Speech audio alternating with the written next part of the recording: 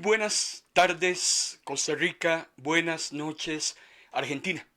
Bienvenidos a este su espacio Siervos del Nuevo Pacto, producido por Ministros de la Palabra. Les saluda su hermano en Cristo, Marco Peña, director de ministerio, muy agradecido con Dios por una nueva oportunidad que nos da de que usted y yo nos reunamos alrededor de la palabra del Señor. Gracias a Dios por esa nueva oportunidad que el Eterno nos da para que juntos busquemos el conocimiento de la palabra del Señor.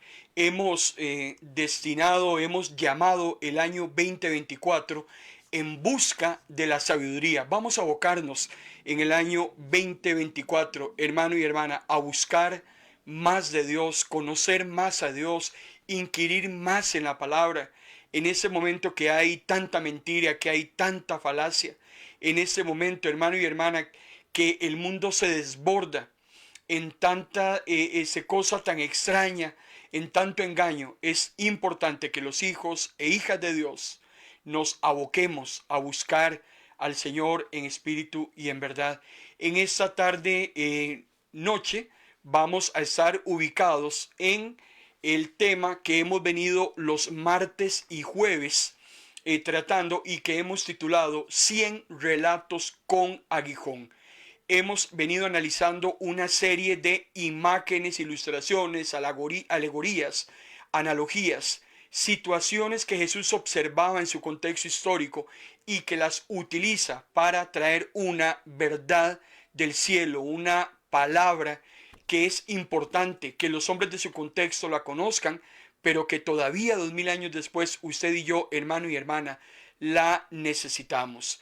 El tema de esta tarde lo hemos titulado El peligro de una vida vacía. Vamos a analizar unos 2 o 3 relatos y vamos a abocarnos entonces en esta tarde a hacer ese análisis de estas hermosas ilustraciones que Jesús trajo para que usted y yo le conozcamos, para que usted y yo aprendamos más acerca de la palabra del Señor. Les recuerdo que estamos transmitiendo a través de nuestra plataforma de Facebook Live y también a través de MP Radio de noche o de día.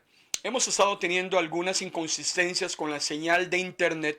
Sin embargo, creo que a nivel de audio se escucha bien, a nivel visual creo que estamos teniendo algunas inconsistencias que están fuera de nuestro control. Sin embargo, la señal de radio, usted puede entrar en ese momento a MP Radio y podrá escuchar la señal totalmente diáfana. Dentro de una hora estos mensajes quedan grabados, los audiovisuales en Facebook Live y también en YouTube, y el mensaje radiofónico va a quedar entonces en nuestro podcast En paz me acostaré. El relato número 68 que vamos a analizar, de más de 100 relatos que tenemos preparados, lo hemos titulado El peligro de una vida vacía. Vamos al evangelio más bien, el evangelio de Lucas en el capítulo 11, versículo 14 al 28. Lucas 11, 14 al 28. Rápidamente lo voy a ubicar en el contexto histórico de Lucas 11. Jesús, hermano y hermana, ha sido acusado de echar fuera demonios. Según los que lo están acusando, Jesús es socio de Satanás. Jesús expulsa demonios con la ayuda de Belcebú, el príncipe demoníaco de las moscas, ese otro adjetivo que se le coloca a Satanás. Y Jesús es acusado por esos detractores de que los demonios que saca, los saca con ayuda de Satanás. No hay nada más alejado de la realidad. Jesús había expulsado un demonio de mudez en un hombre y por eso la acusación. Ahora, Jesús rápidamente, utilizando una ilustración, quiere dejarles a estos hombres totalmente claros que lo que ellos están pensando, maquinando y le están diciendo al pueblo es totalmente inaudito. Es imposible, hermano y hermana, es imposible que Jesús colabore con Satanás para expulsar demonios, porque lo que menos quiere Satanás precisamente es que los demonios estén fuera de las personas. Satanás desea, anhela esas posesiones demoníacas para controlar a cuantos seres humanos pueda. De ahí es que Jesús entonces viene al Evangelio de Lucas en el capítulo 11 y dice Jesús: cualquier reino dividido contra sí mismo quedará destruido. Una casa dividida contra sí misma se derrumbará. Por eso, si Satanás está dividido contra sí mismo, ¿cómo es que su reino no ha quedado destruido? Jesús utiliza una imagen muy básica, muy clara, que nosotros podemos aplicarla en cualquier situación de nuestra vida. Si una familia vive peleando las 24 horas del día, tarde o temprano esa familia se desintegra. Si en una empresa todos los colaboradores pasan discutiendo mañana, tarde y noche, esa empresa tarde o temprano va a ir a dar a la quiebra. Si en una iglesia imperan las iras, las contiendas, los conflictos habidos y por haber, tarde o temprano esa iglesia va a terminar desapareciendo. Eso es lo que dice Jesús en el caso del reino de las tinieblas. Un reino dividido, si Satanás se divide en su reino, tarde o temprano ese reino entonces va a acabar. No es cierto esa acusación de esos detractores. Jesús dice que él no es un agente de Satanás. Jesús no está trabajando, por un lado, ayudándole a Satanás y por el otro lado, causándole conflictos, porque si no, lo que estaría generando es una guerra civil y por tanto el reino no perduraría mucho tiempo. Aquí el asunto es que Jesús lo que quiere aclarar es que es más bien otra cosa lo que está sucediendo muy interesante. Y lo empieza a explicar en Lucas capítulo 11, versículo 21, cuando Jesús dice: pero si yo echo fuera los demonios con el poder de Dios, eso quiere decir que el reino de Dios ha llegado a ustedes. Cuando un hombre fuerte y bien armado cuida su casa, todo lo que él tiene está seguro. Pero si llega otro más fuerte que él y lo vence, le quitará las armas en que confía y repartirá todo lo que le quitó. Aquí lo que Jesús está hablando precisamente es de una medición de fuerzas. En teoría, la teoría dice que el fuerte va a terminar venciendo a uno que aparentemente es fuerte, pero es menos fuerte que el que lo vence.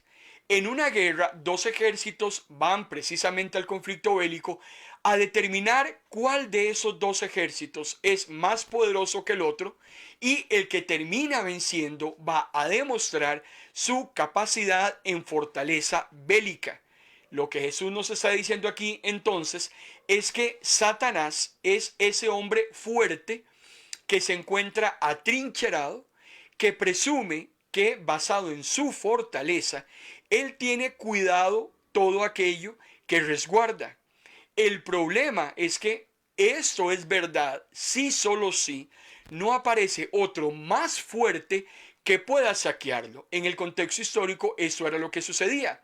Los reinos se saqueaban unos a otros demostrando quién era más fuerte. Entonces Jesús dice, igual que lo que ustedes conocen a través de la historia, es lo que está pasando con Satanás.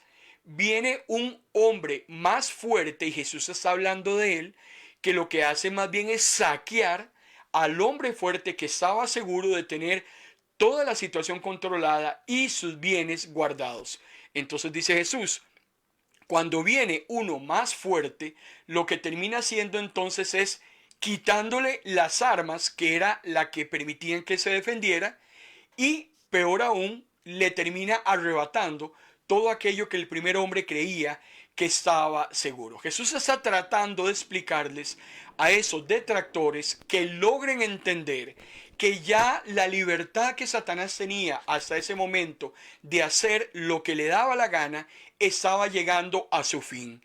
La primera venida de Jesús al mundo lo que hace es atar a Satanás y no permitirle que se pueda mover a la libre como lo hacía hasta entonces. Por eso Jesús demuestra con esa ilustración que Él no está bajo el dominio de Satanás, no está bajo las órdenes de Satanás, sino que es más bien al contrario.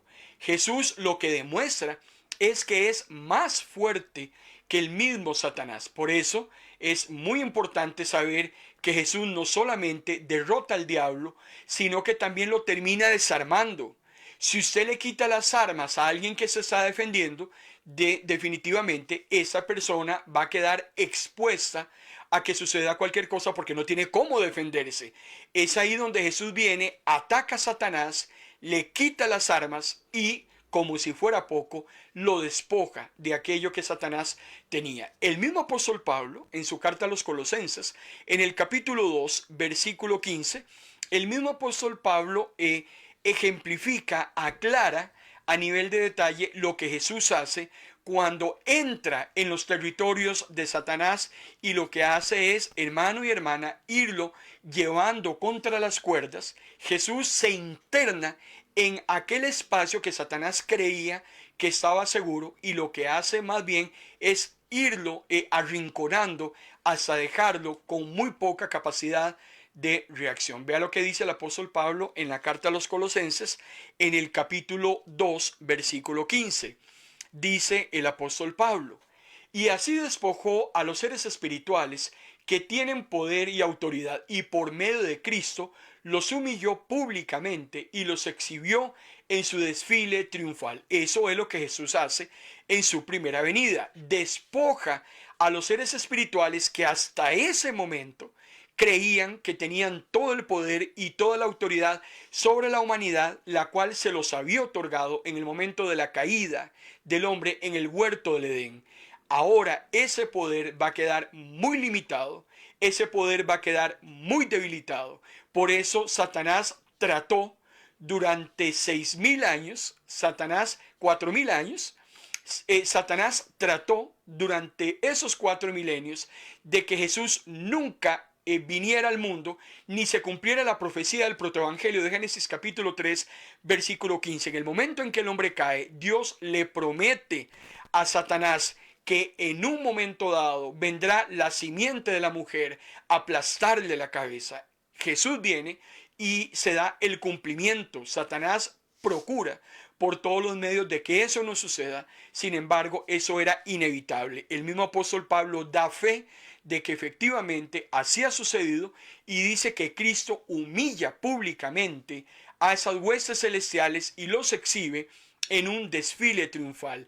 Dicho de otro modo, Satanás y sus huestes saben que tienen las horas contadas, y en un día determinado en el calendario divino, hermano y hermana, Satanás tendrá que ir a parar al lago de fuego junto con los demonios para cumplir su sentencia de tormento eterno por los siglos de los siglos. Y eso será en el lago de fuego. Ahora, aquí lo importante que tenemos que hacer notar, y que nos sirve, hermano y hermana, para lo que Jesús nos va a seguir contando, es que si Satanás es el hombre fuerte que tenía custodiada su fortaleza, sus activos, que se encuentra trincherado y armado, si Satanás es ese hombre fuerte y Jesús es el otro personaje de la historia, el cual es más fuerte que Satanás, lo que nos está diciendo la palabra del Señor es que definitivamente, hermano y hermana, hay dos grandes fuerzas que en este momento están luchando, tratando, hermano y hermana, de que usted y yo nos vayamos a uno u a otro bando. Vean qué increíble lo que esas dos grandes fuerzas, hermano y hermana, están produciendo. Es una lucha titánica, es una lucha invisible, es una lucha totalmente espiritual. No la podemos determinar, no la podemos visualizar. Sin embargo, es una lucha que se está dando, y se está dando precisamente por almas. Esa lucha es una lucha por las almas. Satanás va a procurar de llevarse todas las almas que pueda al infierno, y es ahí donde Jesús viene a este mundo a darnos esa grandísima oportunidad de poder sacarnos de esa condenación a la cual usted y yo, hermano y hermana, estamos listos para ir, y a través de ese sacrificio en la cruz del Calvario es donde el Señor, hermano y hermana, nos da esa posibilidad de que salgamos de esa condenación y podamos volver a reconciliarnos con Dios. Por eso es muy importante, hermano y hermana, que nos quede claro que hay una lucha espiritual increíble por esas almas, y es ahí donde nosotros tenemos que entender que el ser humano tarde o temprano tiene que mostrar su lealtad a una de esas dos grandes fuerzas. Clarificamos que la fuerza mayor la tiene Jesús, la fuerza menor la tiene Satanás. Sin embargo, no es una fuerza menos importante. El ser humano tiene que mostrar su lealtad y tomar una decisión por una de esas dos fuerzas. Jesús espera que usted y yo decidamos por él. Sin embargo, ese es un tema que él lo deja como libre albedrío para que el hombre decida según lo que quiera hacer. Pero usted y yo sabemos que esa decisión que se tome, tarde o temprano, traerá una consecuencia o positiva o negativa. Y aquí Jesús entonces lo que nos está diciendo en la próxima ilustración es que no existe un solo ser humano en este planeta que se pueda quedar en el limbo, que se pueda quedar en una zona gris, ni blanco ni negro, que se pueda quedar en un territorio neutral donde el ser humano pueda decir, bueno, yo no quiero nada con Dios porque yo siento que Dios me mete en una camisa de fuerza, pero yo tampoco quiero nada con Satanás porque definitivamente el tema con Satanás es terrible. Entonces yo voy a quedarme en el centro y que se maten unos y otros, y yo aquí me quedo en esta zona donde estoy tranquilo. Hermano y hermana, la neutralidad en el área espiritual no existe. No existen seres humanos neutrales. O le damos nuestra lealtad a Jesús o le damos nuestra lealtad a Satanás. Y es aquí donde Jesús aprovecha a traernos otra ilustración muy interesante que tiene una grandísima connotación espiritual y que es, hermano y hermana, increíble cómo Jesús utiliza esos elementos que Él conoce y que domina y nos trae esta hermosa ilustración espiritual. Vean lo que dice Lucas capítulo 11, versículo 24 al 25. Solicitamos las disculpas del caso porque aparentemente y por situaciones ajenas a nuestro control hemos tenido problemas con la señal de internet. Es un tema exógeno, es un asunto externo. Sin embargo, creemos que ya tenemos en ese momento la situación debidamente controlada. Estamos transmitiendo en vivo y en directo a través de Facebook Live y también a través de MP Radio. Si usted está sintonizando, la señal radiofónica no tiene ni un solo problema. La señal está saliendo totalmente nítida según lo que estamos controlando y creemos que ya la señal audiovisual está totalmente estabilizada. Lucas capítulo 11, versículo 24 al 25, Jesús viene y nos trae una ilustración adicional. Dice Jesús: cuando un espíritu maligno sale de una persona, anda por lugares áridos buscando dónde descansar. Y cuando no lo encuentra, dice: volveré a mi casa, de donde salí. Cuando regresa, la encuentra barrida y arreglada. ¿Qué está haciendo Jesús? Utilizando elementos conocidos. Está hablando de una casa, está hablando de barrer, está hablando de limpiar, está hablando de arreglar. Por deducción, lo contrario sería un desorden, una organización, suciedad. A veces nuestras casas están arregladas, a veces nuestras casas están desarregladas, ya es un tema de cada uno. Pero Jesús lo que quiere ilustrarnos es que el demonio sale de la persona y ese cuerpo queda vacío. Ese cuerpo ya no hay nadie que lo esté habitando en ese momento. Lo tenía controlado el demonio, pero ahora sale y deja totalmente esa casa vacía, esa morada vacía. De lo que me está hablando es de una liberación demoníaca. Así de simple, la persona tenía un demonio, como el demonio que tenía ese hombre mudo, era un demonio de mudez, y el demonio deja entonces el cuerpo una vez que esa morada corpórea ha sido liberada. Ahora, el tema es que el demonio se va y se da una vuelta y luego, después de un tiempo, decide volver otra vez a esa morada original en la cual vivía y va a revisar si esa casa ya está ocupada. Porque si la casa no está ocupada, entonces él dice, bueno, hey, si aquí no hay nadie que esté ocupando esa morada, pues yo voy a devolverme otra vez a la casa de donde en algún momento me fui o de donde me sacaron. Aquí lo que Jesús nos está hablando precisamente, hermano y hermana, es de la neutralidad de esas personas que en un momento de su vida, bendito Dios, han sido desatadas de las garras del enemigo. El Señor los ha perdonado, han venido a reconocer a Jesús como la solución a todos sus problemas, lo han recibido como Salvador, están dispuestas, según ellos, a que Él sea su Señor. El Señor hace la obra en esa persona, por primera vez se convierten en nuevas criaturas, pero el problema es que la persona se quedó totalmente vacía, la persona se quedó totalmente en neutro, la persona no se congrega, la persona no lee la palabra, la persona no intima en la comunión de los santos, la persona no alaba al Señor, la persona, hermano y hermana, definitivamente se quedó como en un stand-by, como dirían los gringos. Ya no está el demonio en su cuerpo, pero esa casa tiene que llenarla. Usted y yo, hermano y hermana, como creyentes, tenemos que llenar nuestras moradas espirituales con el Espíritu Santo. Recuerden que la llenura del Espíritu Santo es una instrucción, no es algo que yo pueda escoger o no escoger. Yo tengo que tener llena mi casa de algo. Por eso todo ser humano está en ese momento lleno de algo.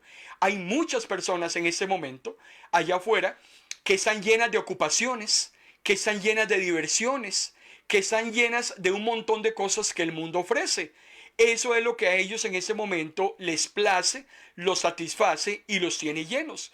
Pero los hijos de Dios, que entendemos las cosas espirituales, sabemos que nuestras moradas tienen que estar llenas del Espíritu Santo, de la presencia de Dios, de la guía del Espíritu. Es la única manera que nosotros podamos poder vivir nuestra vida cristiana, cerrando todos aquellos portillos, cerrando todas aquellas puertas al enemigo, y la única manera es morando el Espíritu Santo en nosotros. Entonces, resulta que esta morada que está vacía, espiritualmente hablando, ni la está ocupando ya Satanás porque lo hicieron sacado, pero tampoco la está utilizando Jesús. Y es ahí donde esa hermosa ilustración, muy interesante, Jesús nos dice que eso es imposible. Nadie a la cual haya abandonado Satanás se puede quedar en el limbo. Si Satanás, hermano y hermana, que es muy inteligente, que es muy astuto, viene y revisa que nosotros no la hemos llenado del Espíritu Santo, no la hemos llenado de palabra, no la hemos llenado de íntima comunión con Dios, Satanás sabe que esa casa está barridita, más bien se la dejaron limpiecita para volver otra vez a poseerla.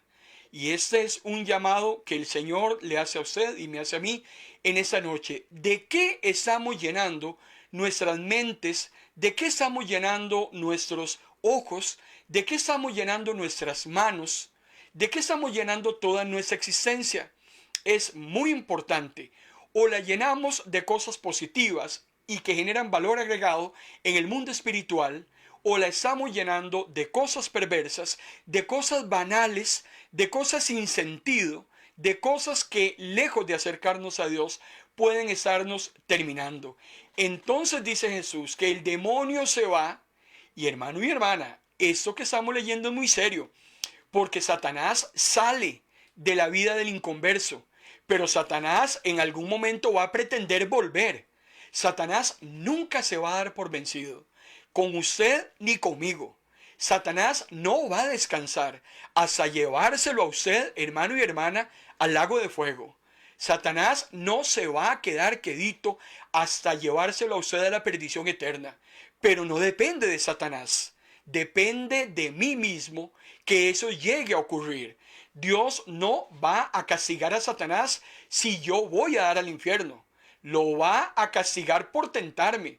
Pero Satanás no me puede mover a mí ni para un lado ni para el otro. Soy yo el que lo decido. El problema es que Satanás, cual incitador, cual tentador, va a estar procurando en cada momento de nuestra vida de cómo volver otra vez a llenar nuestras casas con su presencia. Y por eso es que no hay comunión, decía el apóstol Pablo, entre el agua y el aceite, la oscuridad y las tinieblas. No puede existir, hermana y hermano, una comunión entre lo que es espiritual y lo que es profano. O estamos llenos de la presencia de Dios, o estamos llenos de la presencia de Satanás. Y entonces el problema, según esta ilustración que nos está diciendo Jesús, es que el demonio, cuando se devuelve y ve que yo no llené mi casa de la presencia de Dios y que más bien se la tengo lista y arregladita, entonces nada tontillo, ¿qué es lo que termina haciendo? Vean lo que dice Lucas 11:26. Entonces se va a ir y va a traer a otros 7 espíritus peores que él. Y todos entran a vivir allí. Y al final esa persona está peor que al principio. Claro, por supuesto que sí. Esa ilustración es totalmente clara. Si el espíritu ha salido de esa persona, el cuerpo está vacío, no lo llena de la presencia del Señor, el espíritu va a volver y va a decir, no hombre, ahora aquí no hay campo para 1, ahora aquí hay campo para 8. Y se trae a 7 más. Y el peor estado de el estado de esa persona, hermano y hermana, se vuelve peor que como era antes. Por eso es muy peligroso que nosotros le entreguemos nuestra vida al Señor, que el Señor arregle todas nuestras situaciones, que el Señor nos ayude en nuestro caminar y que de un pronto a otro lo dejemos botado, nos olvidemos de lo que Él ha hecho por nosotros, de que en una actitud ingrata, como ya me arregló todos mis problemas que yo tenía, entonces Señor, ahora no te necesito, ahora yo puedo seguir viviendo mi vida como me da la gana. Entonces desprecio al Señor, lo saco de mi existencia y le estoy dando entonces a Satanás todo el espacio para que Satanás entre. Por eso vuelvo a ser reiterativo, la neutralidad no existe.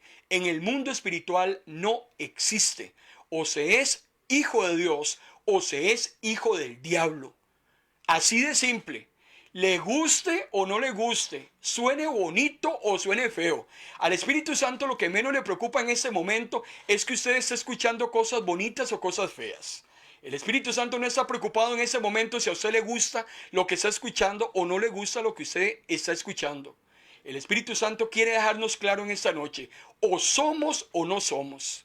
No podemos estar en un plano intermedio. Eso es una mentira satánica. Eso de que alguien muere y que va a dar a una zona gris, a una zona donde los vivos pueden hacer algo por ese muerto para sacarlo de esa zona gris y llevárselo al cielo, eso es la mentira más grande que Satanás ha inventado y que ni él mismo se la cree. La persona que muere tiene claramente definido hacia dónde va y lo que lo determinó fue lo que hizo en vida. Sus acciones, sus pensamientos y sus palabras en vida son las que determinaron hacia dónde va a ir después de la muerte. Porque después de la muerte, hermano y hermana, no hay nada que hacer. Lo único que queda es o recibir la recompensa de la vida eterna o recibir el justo castigo en el lago de fuego. Por eso, mientras hay vida, hay esperanza. Y es ahí donde el hombre tiene que tener cuidado de que si le hemos entregado la vida al Señor y descuidamos nuestras vidas, no las llenamos con lo que hay que llenar, no nos preocupamos por lo que Dios se preocupa, no nos interesan las almas que se están perdiendo, no me interesa seguir el proceso vitalicio de santificación, no me interesa nada con Dios. Si eso es así, estamos abriéndole la casa de par en par al enemigo para que vuelva otra vez. El problema es que no va a venir solo. Las calamidades se van, hermano y hermana, a multiplicar de 1 a 8. Si teníamos una enfermedad, vendrán 8 enfermedades. Si tuve un conflicto antes de venir a Cristo, vendrán 8 conflictos. Si tuve una situación muy difícil y muy conflictiva, pues vendrán 8. Eso es lo que el hombre recibe precisamente por ser ingrato. Eso es lo que el hombre recibe por su negligencia, por haber rechazado, hermano y hermana, por burlarse de lo que Dios hizo en su vida, y en determinado momento, hermano y hermana, lo que termina haciendo es lo que dice el escritor de los Hebreos: termina pisoteando al Hijo, termina tomando como inmunda la sangre de Cristo, y esto es algo que usted y yo sabemos que para Dios es totalmente intolerable. Por eso es muy importante esta ilustración que Jesús ha venido contándonos desde que iniciamos, porque usted y yo tenemos que tener claro que o somos cristianos o no lo somos. Y ser cristiano no es profesar una religión. Ser cristiano no es ese nombre que se le ha puesto a una de las sectas más grandes que hay en este mundo. Eso no es ser cristiano. Y vuelvo a reiterar lo que prediqué ayer en la noche. Ser hijo de Dios no es ser buena persona. Una buena persona no va al cielo por ser buena persona. Una buena hija no va al cielo por ser buena hija. Una persona que hace donaciones para ayudar a los pobres no va al cielo por hacer buenas donaciones. Tenemos que tener claramente lo que es ser hijo de Dios y lo que no es ser hijo de Dios. Por eso, interesantemente, entramos al relato número 69. Les recuerdo que estamos los martes y los jueves hablando acerca de 100 relatos con aguijón. Está Jesús dándonos una serie de ilustraciones muy interesantes acerca de hechos que acontecen en su contexto histórico, situaciones del clima, situaciones con personas. Jesús nos habla de la flora, nos habla de la fauna, y utiliza estos elementos conocidos que 2000 años después están vigentes para traer grandes verdades de la palabra. Estamos en este momento transmitiendo a través de Facebook Live. Creo que en este momento estamos otra vez con problemas de señal. Seguimos pidiendo las disculpas del caso. Es un tema totalmente exógeno para ministros de la palabra. Suele suceder precisamente cuando se hacen este tipo de transmisiones en vivo. Pero sin embargo le invito para que usted continúe con la transmisión también de MP Radio. Tenemos la ventaja de que la señal de radio está saliendo en ese momento nítida. Y usted puede también escucharla en la comodidad donde usted se encuentre en este momento. El relato número 69 se encuentra en el Evangelio de Juan, capítulo 8, versículo 42 al 47, y yo le puse un nombre. Yo leí el relato de Jesús, la ilustración de Jesús, y me dije a mí mismo: este relato yo lo voy a llamar ¿Cómo se llama tu papá? Así es como yo le llamé a este relato. ¿Cómo se llama tu papá? Lo ubico en el contexto histórico. Los maestros de la ley están enfrascados en una seriosísima discusión con Jesús, a tal grado que en este contexto de Juan 8, a Jesús se le ha insultado, hermano y hermana, con unas bajezas, porque llegó un momento en que los fariseos ya se sienten totalmente violentados, se sienten ultrajados, están perdiendo espacio. Jesús, hermano y hermana, los está desnudando realmente lo que estos maestros de la ley son. Y viene Jesús entonces a ser insultado y a ser cuestionado. Y algo que se le acusó a Jesús en ese contexto histórico fue que a Jesús se le dijo que era un hijo ilegítimo. Vean lo peligroso que puede llegar un ser humano, hermano y hermana, a expresar. Por eso las palabras tienen mucho poder. Las palabras que usted y yo expresamos tienen muchísimo poder. Podemos, decía Santiago, con nuestra lengua bendecir, o también con la misma lengua podemos maldecir. Esos hombres están blasfemando, están llamando a Jesús hijo ilegítimo. ¿Por qué? Porque terrenalmente Jesús era hijo de María y había sido concebida por el Espíritu Santo. Se mantuvo en el contexto histórico, hermano y hermana, el concepto de que Jesús no era hijo de María. Vean, no era hijo de José. Vean qué peligroso es los chismes, las contiendas, lejos de bendecir, lejos de generar un valor agregado. Un chisme, un cuento, una media historia puede dañar a personas, puede dañar su reputación. Aquí Jesús, hermano y hermana, está siendo denigrado de una manera muy vil al ser llamado hijo ilegítimo. Usted es hijo de María, pero ¿quién sabe quién es el papá suyo? Porque todos dicen en el barrio que José no es. Entonces, a la misma vez, en esa discusión de estos hombres, utilizan entonces, una vez que denigran a Jesús, lo que hacen es decir que el papá de ellos es Abraham. Usted puede leer Juan capítulo 8, versículo 31 al 41. Por un lado le dicen a Jesús que es un hijo ilegítimo, y por el otro lado ellos presumen que son hijos de Abraham. Perfecto. Han maltratado al maestro, han mancillado a su mamá, porque hermano y hermana, aquí no solo están dañando a Jesús, aquí también están dañando a María, le están faltando el respeto a la madre de Jesús, lo están diciendo entre líneas, la están considerando muy probablemente como una prostituta, están considerando a Jesús como un bastardo tal vez, con eso que le están diciendo. Sin embargo, Jesús, hermano y hermana, que sabe cómo actuar, que sabe cómo controlarse. Yo no sé, usted y yo en ese caso, cómo hubiésemos actuado ante una mansalva de este tipo, cómo hubiéramos actuado nosotros ante esa palabras tan soez, es difícil llamarlas. Nos hubiéramos enojado, tal vez nos hubiéramos ido hasta los golpes. Sin embargo, Jesús, hermano y hermana, sabía controlarse. Eso que estos hombres decían no era más que palabras. Y no eran estos hombres los que están hablando. Ellos son instrumentos de Satanás. Jesús, entonces, como están hablando de padre, como están diciendo que él no tiene papá o que no se sabe quién es su papá, y como estos hombres doctores de la ley están hablando de que su papá es Abraham, entonces Jesús, que no pierde el tiempo, Jesús que está en todas, Jesús que utiliza lo que esté en su entorno para enseñar algo positivo, inmediatamente viene y les contesta. Juan capítulo 8, versículo 42 y 43. Vean lo que les dice Jesús. Jesús entonces les contestó: si en verdad Dios fuera su padre, vamos a ver, ustedes dicen que yo no tengo papá, ustedes dicen que yo soy un bastardo, ustedes casi que están llamando a mi madre como si fuera una prostituta,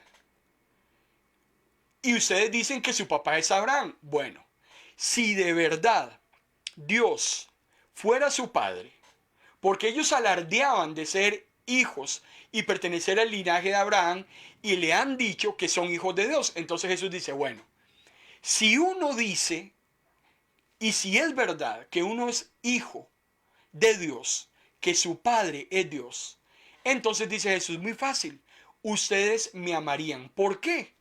Porque yo vine de Dios y aquí estoy. Yo no vine por mi propia cuenta, dice Jesús, sino porque Dios me envió. ¿Por qué no entienden lo que les hablo? ¿Por qué no pueden aceptar mi mensaje? Jesús lo que está haciendo con esos hombres es, una cosa, hermano y hermana, es lo que yo diga. Yo puedo decir que yo soy creyente. Yo puedo decir que yo soy el cristiano más santo de este planeta.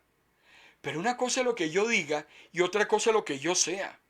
Yo puedo decir que Dios es mi Padre, pero realmente Dios es mi Padre. Aquí lo que Jesús me está diciendo es que si yo verdaderamente soy hijo del Padre, entonces yo debería amar a Jesús. ¿Por qué? Porque un verdadero hijo ama a su papá. Un verdadero hijo agrada a su papá. Y eso es lo que Jesús siempre fue claro y categórico. Yo amo a mi Padre. Yo hago lo que el que me envió desea que yo haga. El Padre y el Hijo somos uno. El Hijo respeta al Padre. El Hijo honra al Padre. Lea Juan capítulo 8, versículo 49. En Juan capítulo 17 Jesús declara que Él y el Padre son uno. Por eso, Si nosotros amamos a Dios, hermano y hermana, también amamos a Cristo. Yo no puedo amar a Dios y no amar a Cristo. Hoy en día hay muchas sectas que andan pululando allá afuera donde aceptan a Dios, pero no aceptan a Cristo. Vean qué interesante. Si creen en Jehová, si creen en Dios, creen en el Todopoderoso, en el Creador del universo, pero desechan al Hijo. Y eso, hermano y hermana, es imposible de hacer. Yo no puedo amar a Dios y no amar al Hijo. No hay lugar para una persona que diga que ama a Dios, pero que rechaza al Hijo unigénito de Dios. Eso no es posible. Por eso Jesús, utilizando esa misma ilustración, les deja claramente decir a estos hombres que están autoengañándose a sí mismos. Dios no es su padre. Yo puedo decir a los cuatro vientos que Dios es mi papá. Pero hermano y hermana, realmente Dios es mi papá. Jesús nos dice en Juan capítulo 8, versículo 44, ustedes son de su padre el diablo y quieren cumplir los deseos de él. Él es el padre de la mentira. Pero a mí, que les digo la verdad, no me creen. Si digo la verdad, ¿por qué no me creen? Dice Jesús. El que es de Dios escucha lo que Dios dice. Pero ustedes no escuchan, porque no son de Dios. Lo que estamos hablando en esta tarde noche, amado hermano y hermana, es muy serio. Hay personas allá afuera que usted les pregunta, ¿usted cree en Dios? Claro, sí, yo creo en Dios. ¿Y usted ama a Dios? Sí, claro, yo amo a Dios. ¿Y Dios es su Señor? Claro que sí. Diosito para arriba, Diosito para abajo. Le piden a Dios por una cosa, se encomiendan a Dios para otra. Usted escucha el nombre de Dios en sus bocas mañana, tarde y noche. Y peligrosamente estamos violentando aquel mandamiento que dice que no tomarás el nombre del Señor tu Dios en vano.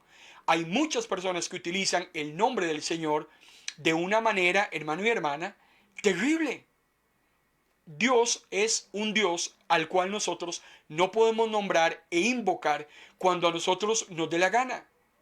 Entonces Jesús dice, vea, vamos a aclarar las cosas. Y usted, amado hermano y hermana que nos está sintonizando a través de la plataforma audiovisual o radiofónica, yo quiero que en esta tarde-noche a usted le quede claro, en primer lugar, volviendo al concepto de la neutralidad. Usted y yo no podemos estar en una zona neutra. Eso no es verdad. Si usted dice que usted está en una zona neutral, que nada con Dios, pero que nada con Satanás, déjeme decirle que usted está del lado de Satanás, para empezar. Y ahí entramos perdiendo. En segundo lugar, o somos hijos de nuestro Padre Dios, o son hijos del Padre Satanás. Solo hay dos padres. Aquí Jesús lo está diciendo. Ustedes dicen que son hijos de el Padre Dios, pero ustedes son hijos del Padre Diablo. Vean qué interesante. Solo hay dos padres. Solo hay dos rutas. Solo hay dos a los cuales uno decide y escoge darle su lealtad. Dios a usted no le va a poner una pistola en la cabeza para que usted se decida por él. El Señor le hace la invitación. Usted es el que decide si acepta o no acepta la invitación. Caso contrario, Satanás lo pasa obligando a usted las 24 horas para que usted le dé su adhesión. Satanás está deseoso de adoptarlo a usted mañana, tarde y noche. Porque lo que Satanás quiere es que usted, como hijo de él, le obedezca, y el premio a esa obediencia de hijo será llevárselo con él al lago de fuego por toda la eternidad, atormentado para siempre jamás. Entonces Jesús dice, no, ubiquémonos. O el ser humano es hijo de Dios, o el ser humano es hijo de Satanás. Y ustedes, le dice Jesús, son hijos del diablo, porque su papá se llama Satanás. Por eso yo le puse a este relato, ¿cómo se llama tu papá? ¿Cuál es el nombre de tu papá? Y eso solamente lo puede contestar usted. Usted en ese momento tiene que reflexionar dentro de sí mismo y analizar quién es su papá. Pero no es que usted lo diga. Usted demuestra con sus frutos, con sus acciones, quién es su papá. Así de simple. Jesús decía, ustedes son de su padre el diablo, ¿por qué? Porque cumplen los deseos del diablo. ¿Vio qué fácil? El hombre y la mujer que cumple los deseos de Satanás es porque es un hijo de Satanás. Yo no encuentro, hermano y hermana, cómo llamarlo de una manera diferente. Yo quisiera adornarle, ponerle un lazo, no sé, pintarle una sonrisa, una cara bonita. Pero Jesús es claro. O soy hijo de Dios porque obedezco y hago la voluntad de Dios. O soy hijo de Satanás porque obedezco y hago la voluntad de Satanás.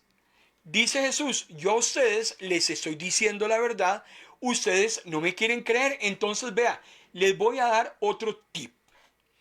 Si yo digo que yo soy de Dios, dice Jesús, es porque yo escucho lo que Dios dice.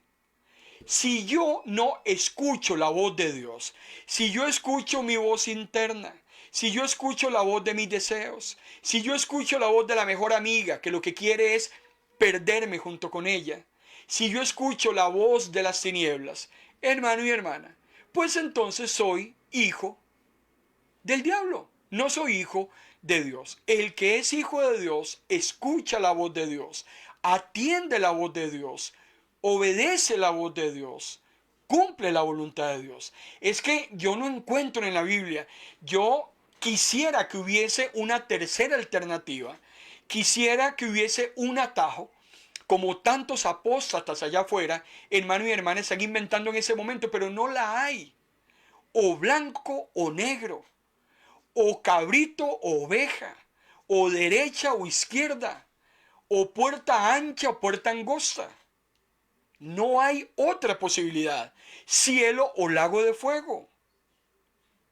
Yo no sé por qué muchas personas hoy en día le están mintiendo a la humanidad, diciéndole que hay muchas maneras de poder llegar al cielo, que hay muchos atajos de poder llegar a Dios, y eso no es verdad. Llegamos a Dios a través de Cristo. Jesús dijo, yo soy el camino, yo soy la verdad, yo soy la vida. Si usted quiere ir donde ese que usted llama papá, a ese que usted llama papá Dios, usted tiene que pasar por mí. Si no, no hay otra posibilidad de poder accesar al Padre. Jesús dice, hermano y hermana, que no hay otra posibilidad. O nuestro Padre Dios, o nuestro Padre es Satanás. Por eso, ahora, como los fariseos le están restregando en la cara a Jesús, que él, en cuanto a su linaje, le están restregando en la cara a Jesús, que es un hijo ilegítimo, Jesús, como efecto boomerang, utiliza la misma ilustración y le restriega en la cara a esos fariseos. Entonces, ¿cuál es el verdadero linaje espiritual de estos hombres? Ustedes dicen que yo soy hijo ilegítimo. Pues déjenme decirles que ustedes son hijos de Satanás, son hijos espirituales del diablo, como lo hay en este momento millones de millones de millones de personas allá afuera. Por eso, hermano y hermana, lo que menos queremos en ministros de la palabra es engañarlo. Esté usted de acuerdo o no esté de acuerdo, ya ese es un asunto muy personal entre usted y Dios. Yo no me voy a enojar si usted recibe la palabra de Dios o no la recibe. No sé si esa palabra lo pone a usted cómodo o esa palabra lo pone a usted incómodo. Yo lo único que estoy haciendo en ese momento es diciéndole a la luz de la palabra del Señor cómo es que son las cosas. O nuestro Padre se llama Dios, o nuestro Padre se llama Satanás. Y en base a esa lealtad, a ese respeto, a esa honra que nosotros le tengamos a nuestro Padre, así, hermano y hermana, vamos a ser recompensados de una o de otra manera. Por eso Jesús los desnuda y queda totalmente evidenciado qué era lo que verdaderamente estos hombres querían. Hermano y hermana, esos hombres querían matar a Jesús, odian a Jesús, están fraguando cómo llevarlo a la cruz del Calvario. Esos deseos, esos anhelos homicidas, definitivamente venían de las tinieblas. Y por eso es que Jesús está diciendo, de tal palo, tal astilla. Usted ha escuchado ese adagio. No sé en su país si se dirá de esa manera. Aquí en Costa Rica decimos de tal palo, tal astilla. A como es el papá, así es el hijo. Así es que lo que menos podemos hacer es engañarnos. Yo no puedo decir que yo soy hijo de Dios si yo continúo viviendo y convirtiéndome en la misma criatura que yo era antes de venir a Dios. Si no he cambiado, si no he sido transformado, pues yo no puedo decir que mi Padre es Dios. Sigo siendo la misma persona, con los mismos deseos carnales. Sigo siendo exactamente el mismo. El apóstol Juan decía en su primera carta, capítulo 3, versículo 10. Y vean qué fácil. Estoy leyendo la palabra del Señor. Por eso es importante que usted tenga su Biblia abierta. Porque si usted cree que yo le estoy mintiendo, le estoy engañando, pues entonces usted puede ir en este momento a la Biblia y leer lo que el apóstol Juan nos dice. Uno puede saber quién es hijo de Dios y quién es hijo del diablo. El que no practica la justicia ni ama a su hermano, demuestra que no es hijo de Dios. Para que se cumpla el enunciado de que usted es hijo de Dios, y lo decíamos en la predicación de anoche, tiene que cumplirse dos variables. Una, amar al Señor, nuestro Dios, con todo nuestro corazón, con toda nuestra alma, con toda nuestra mente. Y el segundo mandamiento, que resume todas las instrucciones que están en la palabra, es amar a nuestro prójimo como a nosotros mismos. Usted no puede cumplir un mandamiento y dejar el otro por fuera. Porque recuerde que nuestra relación con Dios es una relación vertical y mi relación con el prójimo es una relación horizontal.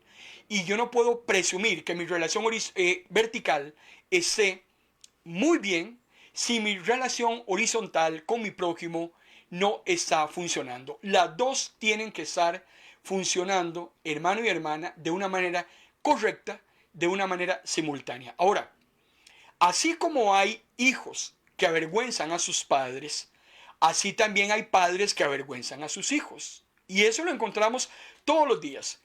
¿Cómo se siente usted si alguien en este momento le grita a usted en la cara que usted es hijo del diablo?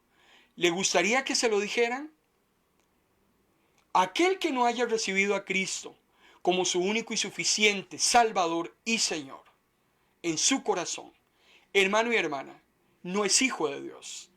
Y si no es hijo de Dios, entonces usted sabe de quién es hijo. Por eso la gran diferencia. Me gusta este tema de los progenitores, me gusta este tema de los padres, me gusta esta ilustración de Jesús, que es tan clarita, hermano y hermana. La Biblia es tan diáfana, tan simple. Yo no sé por qué hay personas que dicen que la Biblia es tan complicada, que no entienden una cosa. No, no. Aquí Jesús le está hablando a usted de algo que usted conoce. Usted puede ser padre en ese momento, o usted en ese momento puede tener un padre. Usted sabe de lo que le está hablando Jesús. Usted nunca pudo haber escogido a sus padres terrenales. El ser humano no tiene la posibilidad de escoger a sus progenitores. El papá que yo tengo, Dios me lo dio, bueno o malo, es el que Dios me dio. Yo provengo de él, así como mis hijos provienen de mí. Yo no escojo a mis padres, pero a mis padres terrenales no. Pero a mis padres espirituales, a mi padre espiritual, yo sí puedo escogerlo. Y aquí es donde el Señor me está diciendo en esta tarde noche, usted tiene que escoger quién es su papá. Olvídese de quedarse en neutro. O tu padre espiritual es Dios, o tu padre espiritual es Satanás. Usted escoge. Usted tiene ese derecho de escogencia, pero basado en ese derecho. Así, hermano y hermana, el Señor va a tener que vérselas con usted. Lo que usted escoja, usted va a mover algo, usted va a accionar algo. Eso que usted accione va a traer una repercusión, causa y efecto. Usted decide. Padre, gracias por tu palabra en esta tarde noche. Gracias, Señor, porque claramente tu palabra, Señor, nos pone totalmente en jaque. Nos pone a pensar, a reflexionar. De eso se trata. De que tu palabra no vuelva vacía. De que podamos en esta tarde-noche, Señor, ubicarnos en el contexto. Tal vez tenemos nuestras mentes perdidas, Señor, en el dinero. Tal vez estamos con nuestras mentes perdidas en los aguinaldos. Tal vez estamos en ese momento pensando en regalos. Otros están pensando en vacaciones. Otros están pensando en qué se van a comprar. Otros están pensando en lo que van a comer, dónde van a festejar. Pero en este momento, tu palabra nos vuelve otra vez, Señor, a ubicar en una realidad, en la realidad de todo hombre. Tenemos que escoger si tú eres nuestro Padre, si tú eres nuestro Dios. Porque de no ser así, entonces, al no ser hijos de Dios, ya sabemos entonces quién es nuestro Padre. Que cada uno pueda reflexionar, Señor, en esa noche de esa palabra, y tu Espíritu sea el que nos convenza de pecado, nos convenza de justicia y nos convenza de juicio. En el nombre de Cristo Jesús. Amén. Muy agradecido con su preferencia en esta tarde. Esperamos haberlo edificado con la palabra. Espero haberle devuelto en réditos la inversión de tiempo que usted hizo. Usted tenía que escuchar esa palabra. Ahora es usted el que se encarga de qué hacer con esa palabra que el Señor ha puesto en su corazón. Si Dios lo permite, el próximo martes seguimos con otros relatos fascinantes de Jesús. Vamos a entrar a otros relatos muy interesantes. A las 7 de la noche, hora de Costa Rica, hoy jueves a las 7 de la noche, yo dije que era martes cuando inicié esta sesión, estoy un poco extraviado, hoy es jueves, a las 7 de la noche, la doctora Gisela Araya, psicóloga cristiana de profesión, va a traer un tema a través de MP Radio con su programa semanal Psicología del Alma. La doctora Araya va a hablar acerca de esa situación que sucede emocionalmente hablando, porque teóricamente me declaro neófito en los términos teóricos que el hombre inventa, pero esta tarde, noche, la doctora Araya va a hablarnos acerca de esas emociones que nos embargan cuando llega esa época de la Navidad. Entra la nostalgia, entra el recuerdo, algunos recuerdos muy positivos, otros muy negativos. Hay algo que embarga en el ambiente que Satanás magistralmente sabe utilizar. Hay ciertos hilos que el enemigo contacta en nosotros para deprimirnos, para entristecernos. ¿Qué tiene que decirnos la doctora Araya a las 7 de la noche hoy desde el concepto teórico de su profesión, pero a la luz de la palabra del Señor? Le invito para que participe con nosotros en pocos minutos, 7 de la noche, hora de Costa Rica, MP Radio. Lo bendigo con toda bendición de lo alto, amado hermano y hermana. Que el Señor le bendiga grandemente.